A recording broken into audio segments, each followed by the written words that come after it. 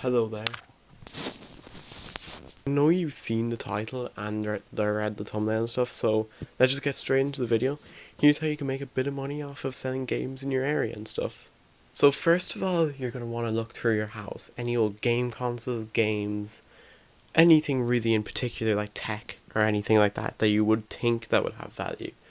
Now what you're going to do next is either go to eBay sold listings or anything like that in your area, or a video game shop that does trade-ins. If you are in the US or UK or a major city, I would recommend using eBay because you will get more and there is actually an audience for it.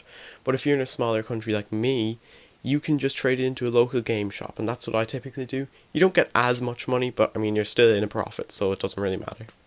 So the way you can check value if you're going for a game shop, you can just check sold listings or the trade. So the way you can check the values is if you're going by a shop, you can just check the trade-in prices on the website, and if they don't, you can just go in and ask them.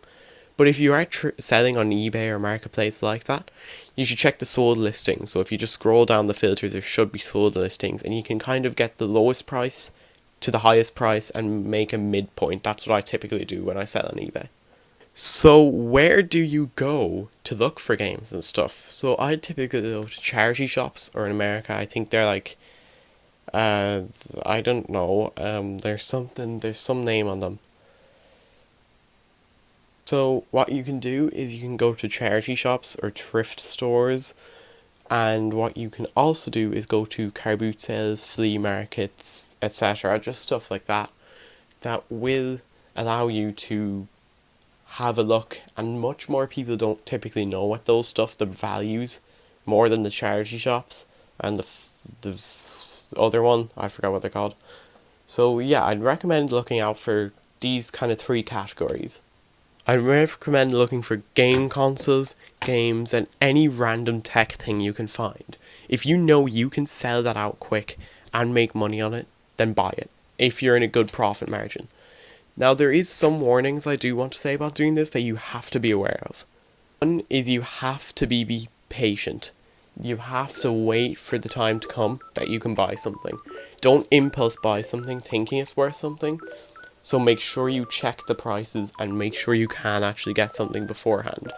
It's almost easier sometimes if you can't sell something online, just to give it into a shop that doesn't give great trade-in prices, because you just get it out and then you have money. Warning number 2 is not to just impulse buy something. Make sure you know what it is. So if you are patient and you know what you're buying, you will make money out of this. But like I said, be patient. Another rule is to be consistent. Every week, if you have charity shops or sales or whatever, you have to go to them at least once a week, is what I say. Now, my only car boot sale locally is on every month, so that's kind of different. But I do go to the charity shops every week if I can, and if I'm in the town. So yeah, it's just a good thing, but just make sure that you're not annoying anyone else. Like, if you do see someone else actually wanting to buy the game and it's not much of a profit margin, you should let them go, because, you know, they're probably just going to buy it. But if it's someone who clearly looks like they're going to resell it. Another rule that I usually do, it's not really a rule, it's just kind of something I like to do, is buy low, get high.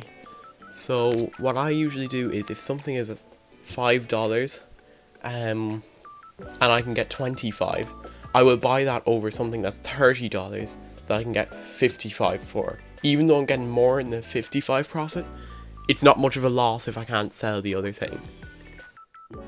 Something I will also be careful of is, if you see a console and there's no chargers, it looks in bad condition, and it's expensive, leave it. Even though there's a small chance of it working, it's probably not working. If they are not selling the charger with it and not selling anything else with it, it is more than likely broken. In my opinion, I usually stick to the video games just because they're so easy to sell, especially the cartridge ones. There's nothing that can really happen wrong to them. And I would also stick to the tech, so like Wi-Fi cards, graphics cards, anything like that. Just stick to them, because there's such a low chance of failure, especially if they're cheap. So yeah, that wraps it up for this video. The phone blocks project is soon, and I have a good surprise for it. I'm working also on another project video because it's been so long. I've just been so messed up because I basically bought the gaming laptop, and now I am trying to achieve to get the boards. Long story. So yeah, so hopefully that'll be done by the end of next month because that's when I'm going back to school, and yeah, I won't have time to make videos as frequently then. But yeah, so if you enjoyed, please subscribe and like. I'm trying to grow this channel, and it's been going really well recently.